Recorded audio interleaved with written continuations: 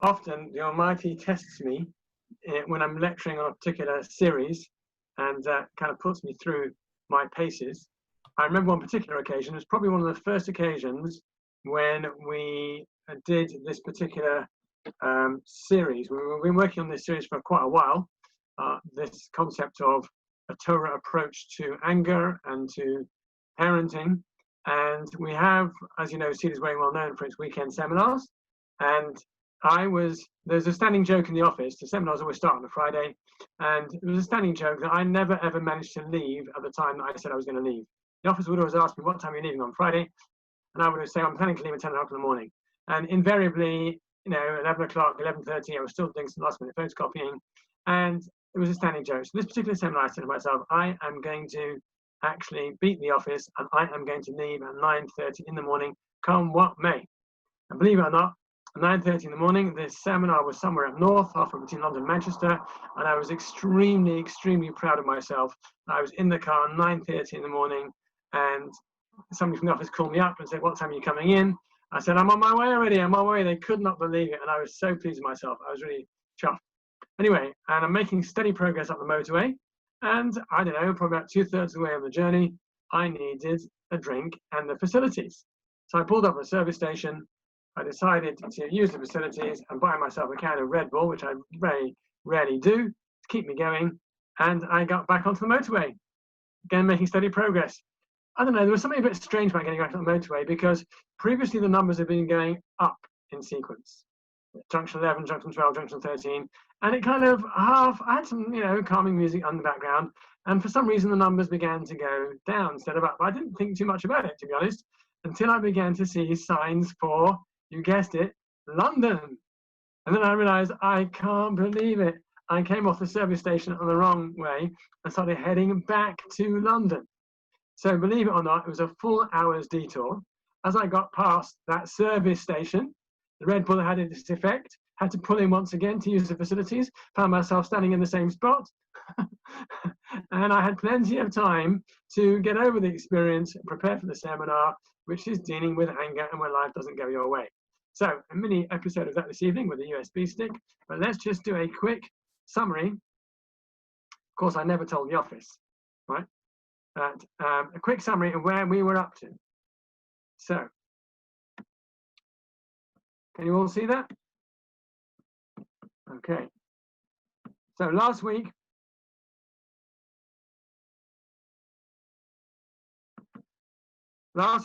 we very briefly introduced the idea of anger, and we talked about, let's just summarize over here. Here we go.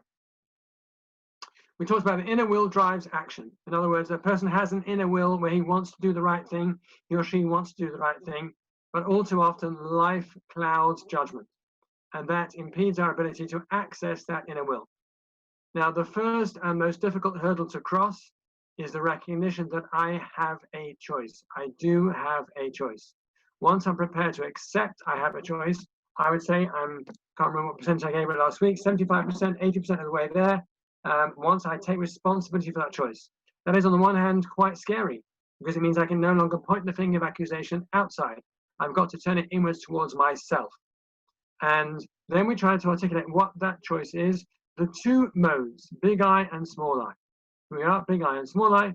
We talked about in big I am able to take a step back, I'm confident, I'm able, I depersonalize, I'm able to even recognize the opportunity, maybe to role model, I feel privileged, and it's a long-term position. As opposed to small I, where I start getting defensive and my ego is challenged and I personalize and I feel failure and I feel vulnerable, and above all, I feel entitled. What right do they have to speak to me this way? It's incorrect. And all my defenses are up, and in small I mode, we react in short term. We recognize that, we even intuitively acknowledge these two dimensions of myself. I let myself down. Now, we also talked about the irony of a small I response, and the fact that our world operates in a small I mode. There's an irony in it because we are trying to educate our children to live in a big I world. That's what we want from them. When we respond in a small I mode, it's an irony. Now, we left last week with two questions. One intriguing question about the Hebrew language: the word ani and the word ayin. The word ani means I. It's a statement of who I am. The word ayin is negative, nothing, right, or not. It seems to be a negation. And therefore, it's curious that they share exactly the same Hebrew letters. That cannot be counted by coincidence. And then, of course, the big question was how. All very nice, this model that we're building up of the small I mode and the big I mode, and all very great in theory, but how does it work in practice? That's what we're going to try and address today. And as I said beforehand, this is not a theoretical model. It's a model that has been worked through, based, as you're going to see, on Torah sources and tried and tested in many different scenarios. Let us begin with perhaps what's been missing from the equation, which is a definition of anger. Now, and I thank my wonderful colleague Rabbi Gary Bazak for introducing me to this. This basically works from Chaim Vital, 16th century scholar, writer, Kabbalist, and he wrote as follows, in Hebrew, of course: anger is the discrepancy between my expectation of the world and the way the world actually pans out. Now, think about it for a moment. It's a great and very pragmatic definition. Anger is the discrepancy between my expectation of the world and the way the world actually pans out. Let me give an example. Let's imagine you have got an important meeting in town, in the days when we used to leave our houses to go to work. And maybe it's a meeting with your boss, and there's great prospects for this meeting. Maybe there's a raise at stake, or there's a review and appraisal, and you've got to get there on time. And for reasons of convenience, you decide you're going to drive into town, or drive at least to the station. And you estimate it takes, let's say, an hour to drive into town at the time of the morning. You leave yourself an hour and 10 minutes. Give yourself a bit of a margin, or hour and 15 minutes, 25% margin of error. You're driving out of Stanmore, and you're driving through Edgware, and you're driving down Hale Lane, and you're driving past one of the local Jewish primary schools. And there, parked in the middle of the road, is a car. And to your absolute and utter surprise, the car is empty. And it's parked alongside another car. So you wait patiently for a minute or two. A few seconds later, a dad jumps back into the car. He's just dropped his kid off from school. And you're now expecting to drive off. Taking 30 seconds, you were getting a little bit impatient, but not too much. Instead of driving off, he scrolls down the window and starts having a chat with a friend of his about a golf game that he's playing later on today, the opposite side of the pavement. So you decide to give a little gentle toot on your hooter. Nothing too dramatic, but a little toot. And he turns around, gives you a friendly wave, nice wave, and continues chatting for another 30 seconds, 60 seconds, a minute and a half. By this time, your irritation levels are starting to soar. After 3 minutes, you can't take any more of this.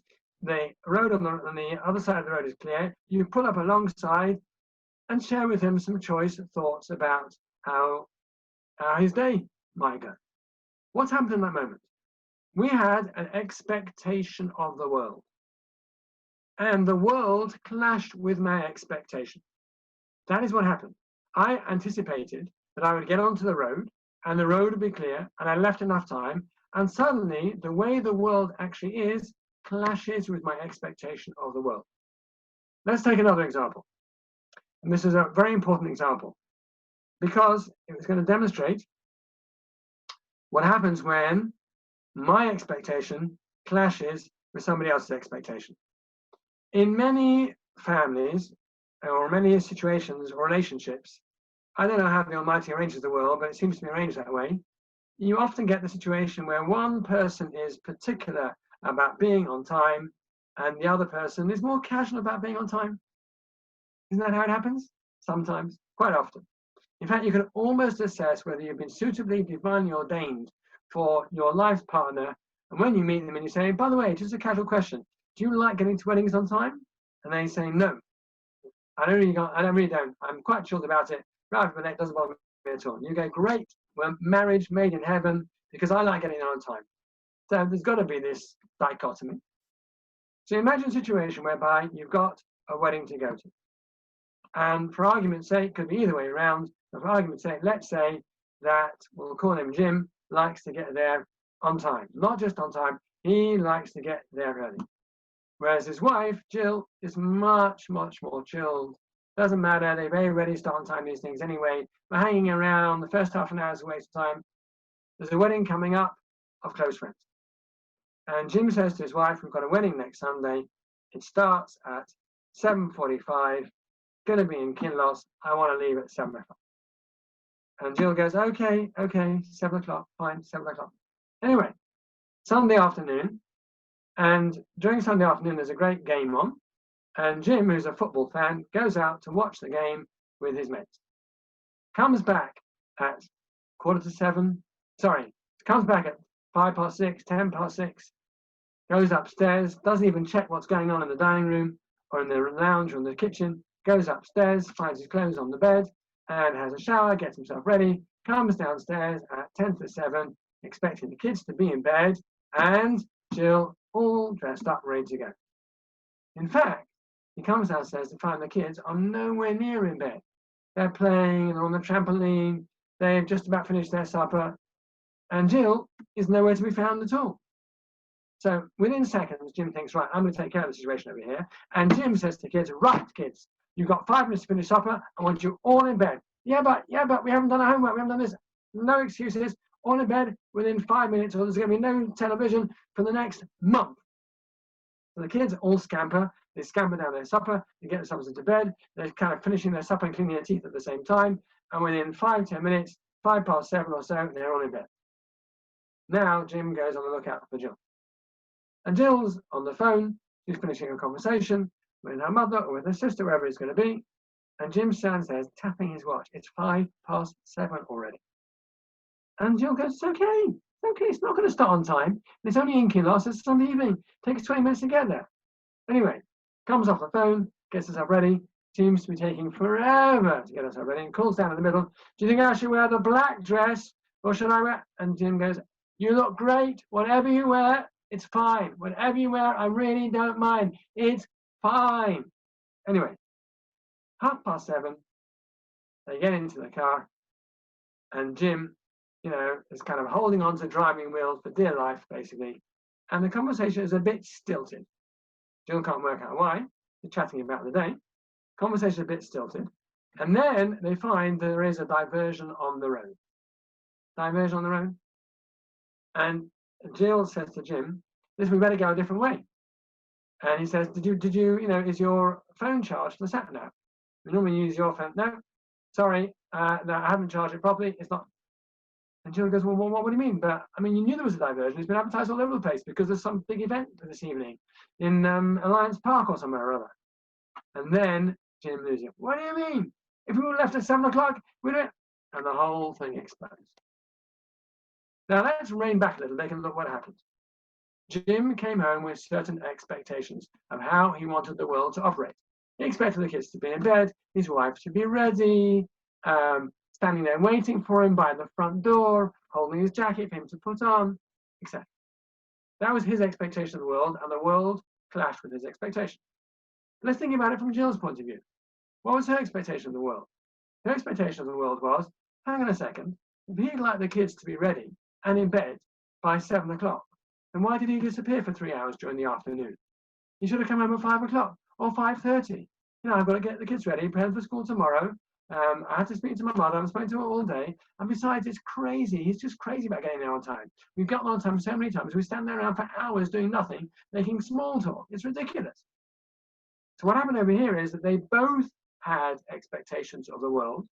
And at that moment, and they hold on to themselves momentarily, but at that moment when it all goes haywire, then the fact that they both had expectations that did not pan out creates an explosive concoction.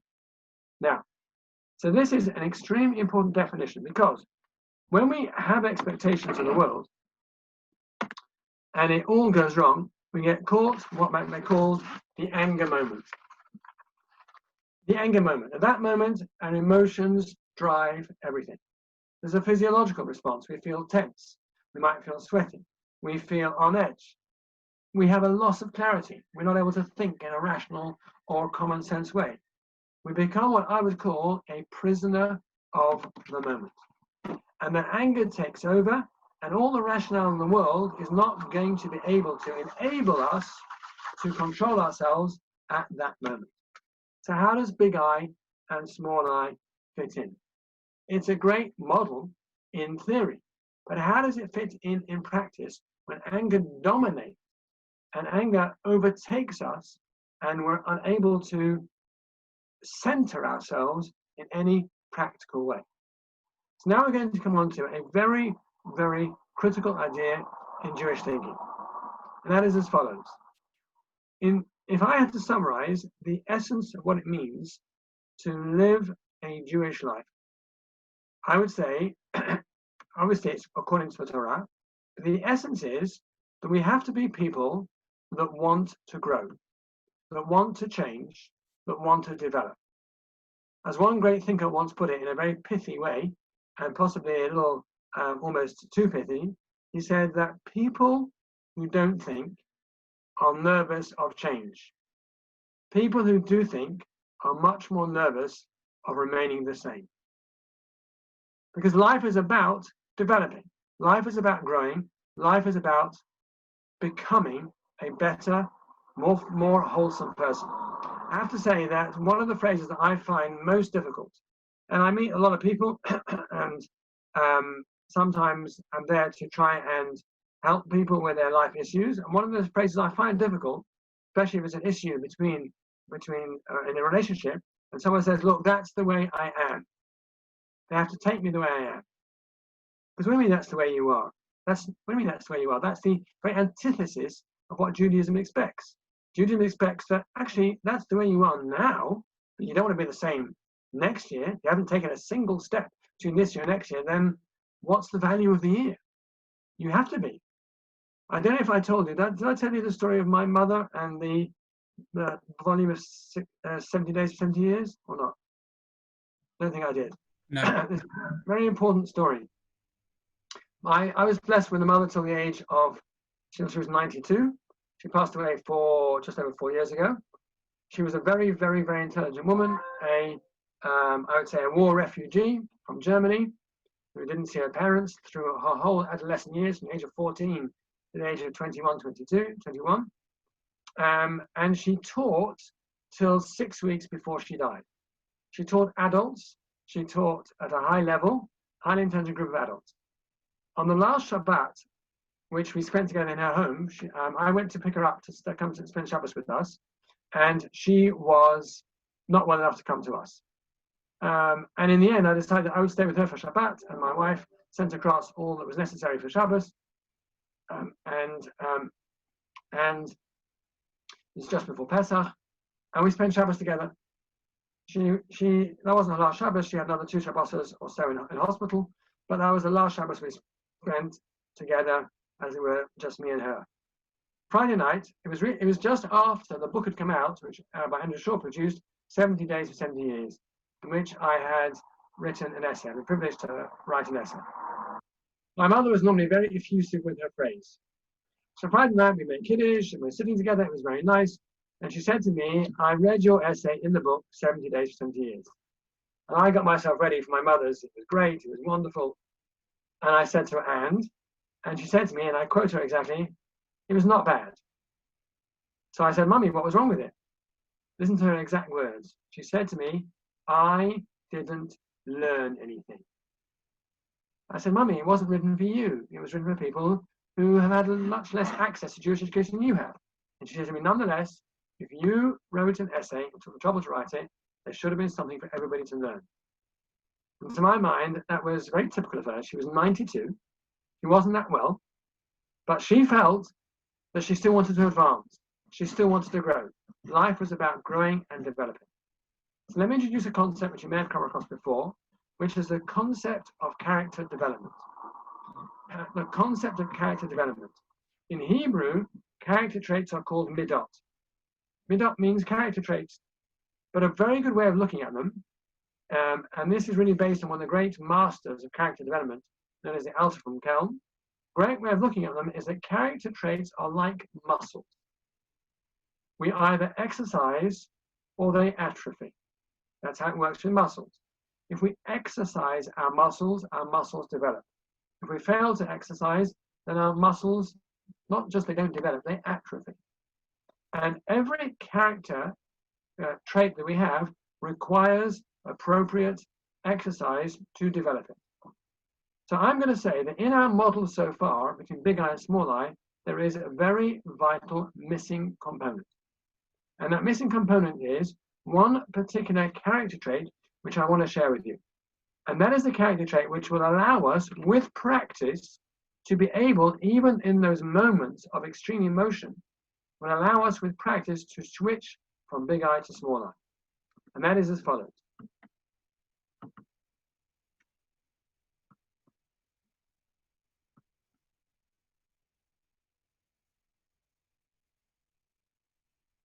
Come on, technology, thank you. The word in Hebrew is called savlanut. Now, we're all familiar with the term savlanut.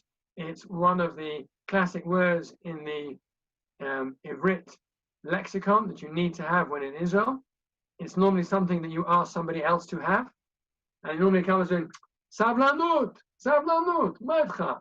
What's the matter with you? Have a little bit of patience. Now, but it's fascinating that the root of the word savlanut is saval, which actually means to bear pain. It's interesting when we talk about the Jewish people in Egypt, we talk about the fact that they suffered metachas sivlot Mitzrayim, the pains of Egypt. And savlanut actually means to carry pain. And it's fascinating how the Hebrew language is so expressive of the reality of it is. Because the first thing one needs to do when one feels that surge of emotion is nothing. Absolutely nothing. To stop for 15 seconds, 30 seconds. But in stopping, that stopping is extremely painful. So surprisingly, in English, we use the term to bite my tongue. And that's an accurate terminology, because if I have been challenged, or if I am feeling irritated, or if I'm feeling frustrated, the response, the default response, is the small I mode, to explode, to allow the ego to spill out. But the measured response is a few seconds, if not a moment or two, or maybe longer, of pain, to actually hold back, to restrain oneself, and to do absolutely nothing at all. Now, and this literally takes pain. When somebody has annoyed me, or someone's done something again that they know that I don't like, or if somebody has deliberately been chutzpahdik, maybe with a child, or they have done something that's absolutely unacceptable, and my natural response is to explode, and I hold back, that takes restraint, that takes pain. Rather like we have the expression in exercise, no pain, no gain. We know full well that picking up a piece of paper all day is not going to exercise my muscles. There has to be a certain amount of pain involved in the process, a sensible amount of pain, in order to develop the muscle.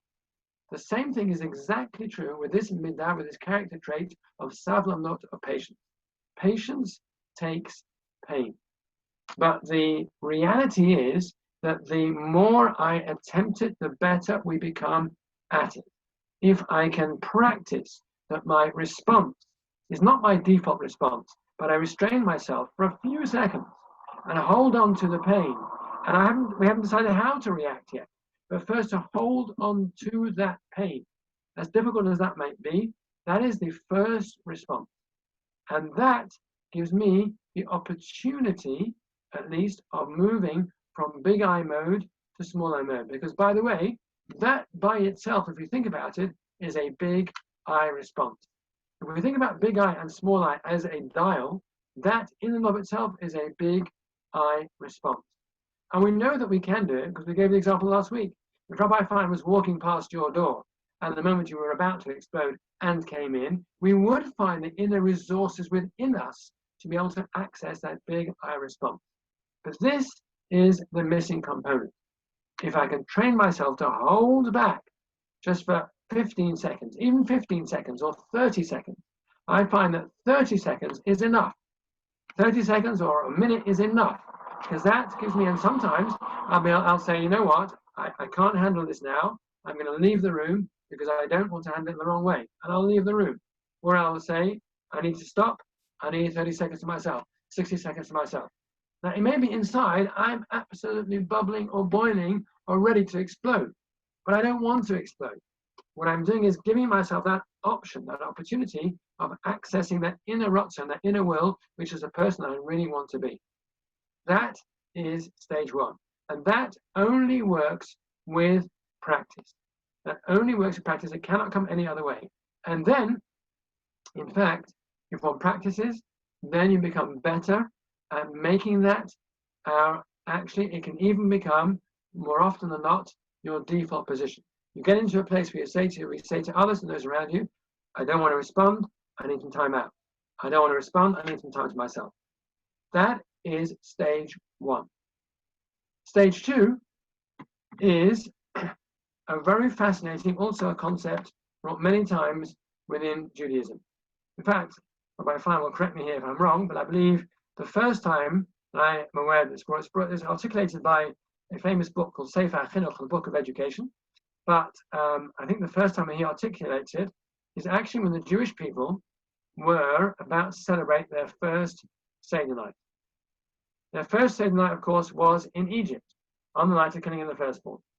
And there they sat in their families, and they sat round, and they had the Pesach lamb. There were some very unusual halachot, laws, with respect to the Pesach lamb.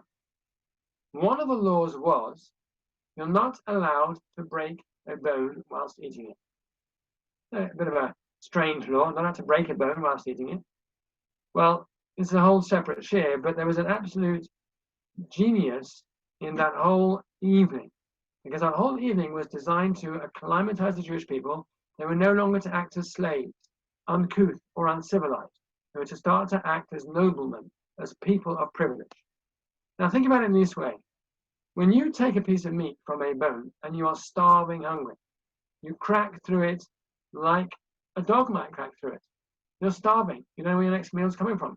You haven't had a meal for ages. That's the way that slaves might eat. But that's not the way that a noble nation should eat.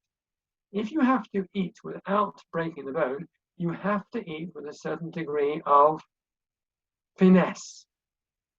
And here we articulate a principle. The way we act externally has an impact on how we respond internally. The external action has an impact on the internal person. So there they had to act with finesse. You can imagine them. Really, they've been through labor camps. You can imagine them absolutely skinny and emaciated. But on that same night, when it was time to eat the Pesach lamb, they had to eat it with finesse. The Almighty wanted to acclimatize them to the idea you are now no longer have to act like slaves. From here, we have a principle. The way we act externally has an impact on the way we respond internally. So if stage one is to take a moment out where we can stop and think and reflect, stage two is, despite what we're feeling internally, to respond how we would like to respond externally. Now, it may be through clenched teeth, but to say to the child, let's use a common terminology, it shouldn't be part of our lexicon anymore, let's push our buttons. To say to the child, that absolutely refuses and has refused to comply, and to say to the child in a calm way, when they've been chutzpahdik, I do not like the way that you have behaved. It makes me feel angry, and I will not accept it, and that's not a way that you are allowed to behave, and if you behave that way, there will be a consequence. By the way, I've always found in parenting that the quieter the voice, the more scary you are, the more authoritative you are. And that's true, because the child knows that you are exercising some control. But what's also happening is, even though you want to scream and shout, your external has an impact on your internal. And that, again, pushes you further over into the big I mode, onto the big I side of the dial. Now, I've taken two steps. Number one, stop. done nothing, nothing at all. Or, which is a variation of that theme, said to those around you, I need some time out. So that's fine. Step 2, externalise. Step 2 is to externalise and to speak externally the way that you would like to hear yourself speak. And that gives the restoration of choice. Now that you've moved back into a big I mode, then we have the option of deciding how to respond next. Now, and this is really the model that we wanted to share. I wanted to share. I say we because Rabbi Bazak and myself have worked on it together. Let's summarize where that takes us to.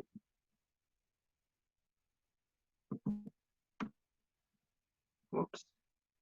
No. Come back to that in a second. Sorry. I want to summarize where that takes us to. We said that we have an inner will which drives our actions, but life clouds judgment. I do have a choice. There are 2 modes of operation, big I and small I. We need to understand how to define anger. Anger is that gap between the way I want the world to be and the way the world is. So important to understand that gap, because what we're doing in that moment of anger is I want to close that gap. I want to bring myself to a point where I can deal with the world the way that it is. Let's say that again, because I didn't articulate that clearly enough before. Why is it so important to define anger? First of all, it allows me to recognize those moments when I might get angry. But when in that moment of anger, I want to close that gap and put myself in a place where I can deal with the world as it is, not fight with the world because it doesn't match the way I expect it to be. How do I do that? First, I stop. I bear the pain. It's so important to recognize that it is a painful process. There's no shortcomings. There's no shortcomings in exercise. I bear the pain and I recognize this is going to be painful, but the pain is worthwhile because I'm developing an aspect of myself. Then I externalize, and then I have a chance to choose. By the way, of course, if we define anger appropriately, that can also help us in ways to manage it. So, for example, if anger is the gap between the way the world is and the way that I want it to be, sometimes ahead of time I can anticipate that maybe my expectations are not realistic. And that's also important. So often we know ourselves our expectations are not realistic and we don't acknowledge that ahead of time. This takes us back to the real definition of big I and small I. Big I is really neshama. It is a Jewish soul. That's the person that is connected to something so much deeper than we normally recognize, and the person that is connected to Hashem himself. And small I is really the body, the corporeal, the material, the sensual, the immediate. The soul always looks for meaning, and the body always looks for the immediate. The soul, by definition, is big I, and the body, by definition, is small I. And really, this terminology, big I and small I, is really the terminology that in classic Torah literature would be in the body and the soul, the guf and the neshama. So how do we come back to the question we had last week, which is ani and ayin? Ani means I am, and ayin means nothing. I'm not. Not quite I'm not, but it negates.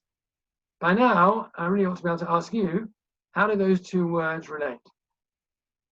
Would anyone like to suggest how those 2 words now relate to each other? What can be the relationship between those 2 words? If one means a statement of I am, and the other appears to be a negation.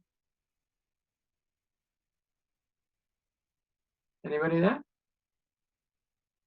Okay, I will tell you. If you really want to become the person that you'd like to be, we have to be able to let go. We have to be able to let go of our ego, of some of our expectations, of the way in which we normally handle day-to-day life. You only become the person that you want to be when we're prepared to let go of some of the person that I am. And therefore, those 2 words are intrinsically linked in a very profound way. I need to let go of the way that I normally respond. I need to let go of some of my expectations. I need to let go of some of my ego, because then I'll become the person I really, truly want to be. Now, as I said at the beginning, and I don't know, you'll let me know if we've succeeded or not. This is not a theoretical model. First of all, it's a model that I use every single day, and it's a model that the rest of our team have employed and use and teach, and it's been quoted back to me many times. I'm not promising it's an easy ride. Of course, it's not an easy ride, but nothing worthwhile is an easy ride. But if you just, and by the way, if anybody wants a PowerPoint, I'm happy to send it to you. But if you just take away this, the key concepts of the summary, we do have a choice, and I know how I want to operate. And if I can go through those stages of bearing the pain, externalizing, then I restore that choice to myself. Over time, we become better at it. I mean, go to sleep at night thinking, you know, I actually handled it well today. Or at the end of a week, when it comes to Friday night, I can say to myself, you know what? This week, I got it right 40% of the time, 50% of the time. Next week, I get it right 60% of the time. I can say to myself, my children don't see me as an angry parent. Yes, we all lose it every so often, but they don't see me as an angry parent. They don't feel that they live in a house where everybody's exploding, it's full of anger. Then I'm becoming the person I want to be. Now, I want to finish with a great story, which again, I thank Rabbi Zach for equipping me with. And that is about, one second, we get the name right, one of the great masters of Simcha Zissel. No, yes, that's right. No, I'm sorry, I apologize. Through the Chassam Sofer, 1700s, one of the great halachic leaders of the Torah world. And by the way, to become world famous, you know, 300 or 400 years ago, that was quite a feat. Today it's not so difficult. But to become world famous 300 or 400 years ago, when the whole world knew about your scholarship and your piety, that was quite something. So the Chassam Sofer had a yeshiva. And in those days, yeshivas weren't what they are today, and boys in the yeshiva often came from quite poor homes.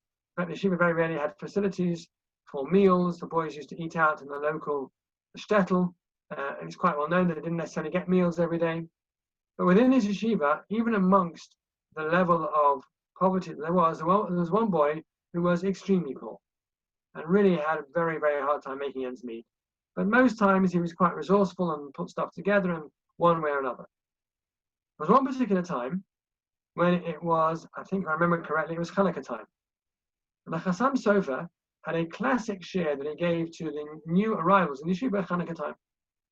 And those who'd been in the yeshiva before knew his classic share. This particular boy was coming near to Chanukah, and he didn't have a penny to call his own. But he had a particular skill which he thought he could use to raise some money. He was extremely good at impersonating people, including the Rosh Yeshiva, the head of the yeshiva. So he let it be known that he was going to do a show, in essence, what today would be called a comedy show. And he was going to impersonate the Rosh Yeshiva, giving his classic share to the new boys, but he was going to charge an entrance fee for the show. Anyway, the evening came, and the boys came along, and they put money in their hat, and he did his show, and it was a roaring success. But word got back to the Rosh Yeshiva that this had taken place. Now this was, of course, grossly disrespectful, not only of the boy that impersonated the Rosh Yeshiva, but also of the boys that listened and went along and participated. And sure enough, a few days later, the audience was summoned from the Rosh Yeshiva's office. Now you can just imagine what they must have felt like when the summons came along. They thought they got away with it, had a great evening of fun, but the Rosh Yeshiva summoned them to his office. And they expected at least a real rollicking, if not suspension or expulsion from the yeshiva for such disobedience and such disrespect to the Rosh Yeshiva. They came into his study, wherever it was, and they sat in front of him, all absolutely frozen silent. And the Rosh Yeshiva looked to them all, and he said to them, "How did we let it happen that a boy in yeshiva was so poor and so desperate for funds that he resorted to this to raise the money?" We really ought to have taken better care of him. It's an amazing story, because I'm sure the Rosh Yeshiva was offended by their behavior.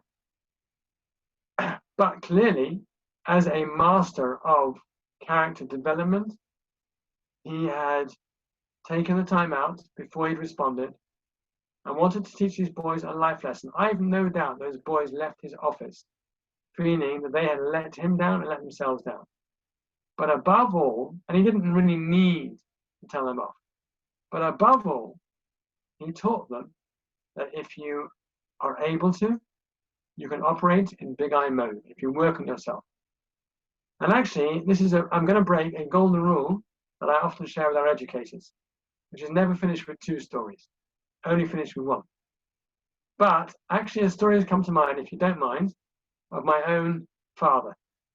Actually, I don't know, I didn't think about it earlier because it's such a great illustration of the same point. So I grew up in Neasden. Anyone here familiar with Neasden? Familiar with Neasden? So Neasden is between Wembley and Brent Cross. In its heyday, Neasden, Willesden, Cricklewood, Dollis Hill, it was a big community post-war. When we got there, it was a very small community and a very elderly community.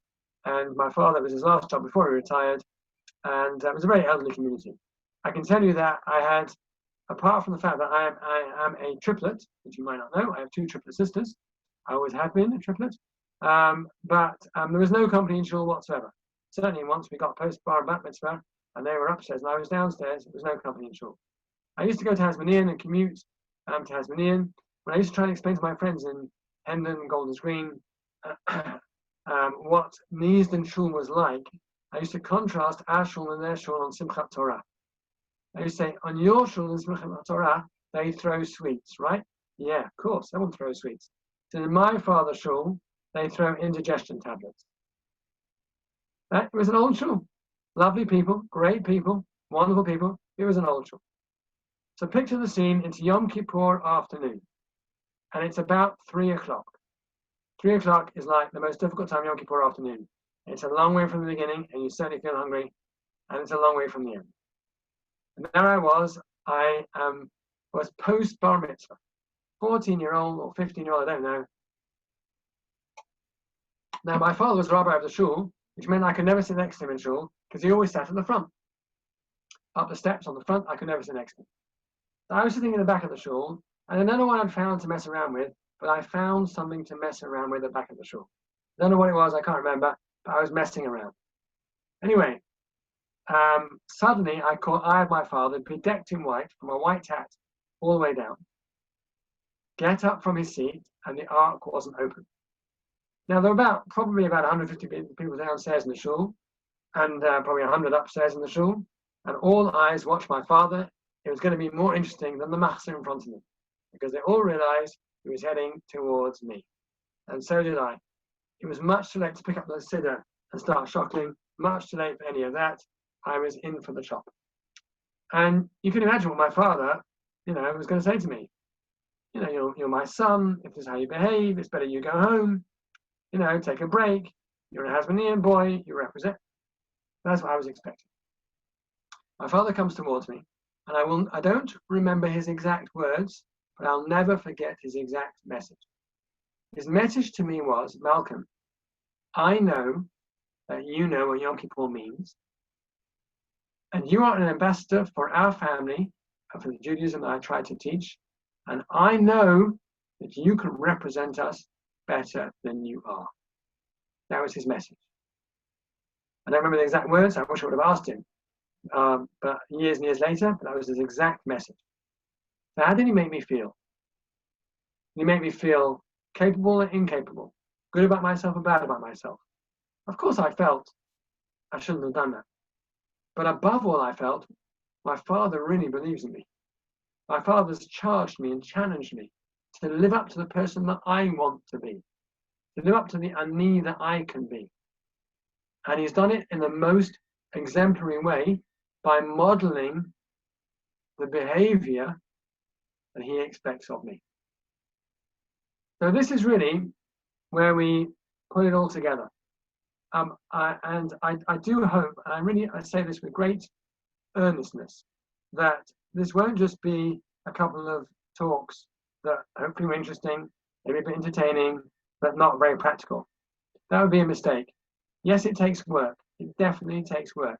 But without question, it is practical and it is life-changing, and it can transform the person that I am to the person I want to be. So, we run over time. I'm sorry. We started a little bit late. I'm happy. I've got time for questions if there are questions or comments. I'd like to know your thoughts. What do you think? I'd love to pick on someone like Alan, for example.